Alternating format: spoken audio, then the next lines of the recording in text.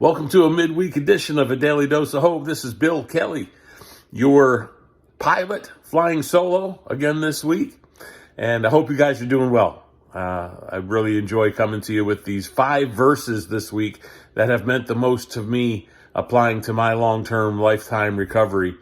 On Monday, we talked about Psalm 16, 8, and 9, which I really believe is the banner above all recovery issues. I believe it is the verse for those of us in recovery. Yesterday, we talked about Romans 11, 29 and the impact that had on me, especially out of the Amplified Version, how it changed my life. Today, I want to talk to you about 2 verses out of the book of Genesis. Genesis chapter 12, verses 1 and 2, where God tells Abraham to get up, get out of your country to a land you do not know of, and I will make of you a great nation, and you will be a blessing to the earth. Now, what in the world does that have to do with recovery? Well, for me, as I was reading those verses one day, I was going through a pretty difficult time, and I had lost my ministry. I had lost my marriage. For a very short time, I didn't know it at the time, but for a short time, I had lost my relationship with my kids, and it was hard. And I was just crying out to God, and basically, He was, in essence, telling me, get up and go to something completely unfamiliar. I am still your Father. I am still your God, and I will still write the story of your life. And I will write it for your good, and I will write it for my glory, for your good and my glory. And so I kind of likened myself to that Abraham story where he said, get up and go someplace you don't know. And then what did he tell him about the journey? The only thing he told him was the end game.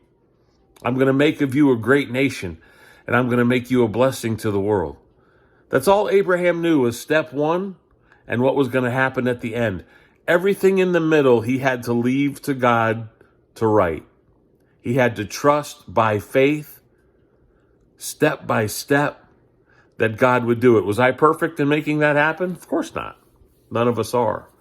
But we have to continually remind ourselves, what we have to continue to remind ourselves is that God is the author of all good things. God is the author of our story.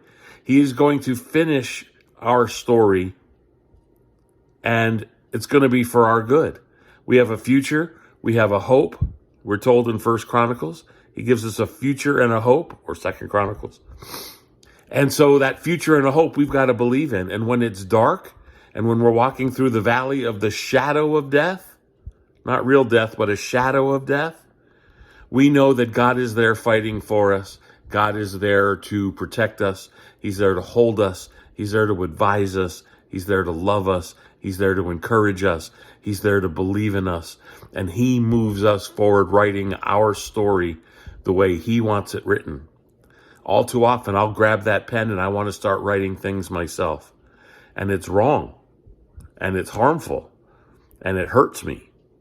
And what I have to do is trust God. So those verses in Genesis are really cool. Abraham, get up, go to a country you do not know. I'll tell you about it later. And you're going to be the father of many nations. Everything in the middle is up to me, and you walk it by faith. Guys, can you take a faith walk today with God? Can you put your hands in the air and just surrender to Him and say, I'm yours today. You do the writing. I will do my best to do the next right thing, to listen to your heart and to follow your encouraging words. Here's the way. Walk ye in it. Listen for God. Love you guys. We'll talk to you tomorrow, and I hope you have a great day. Bye.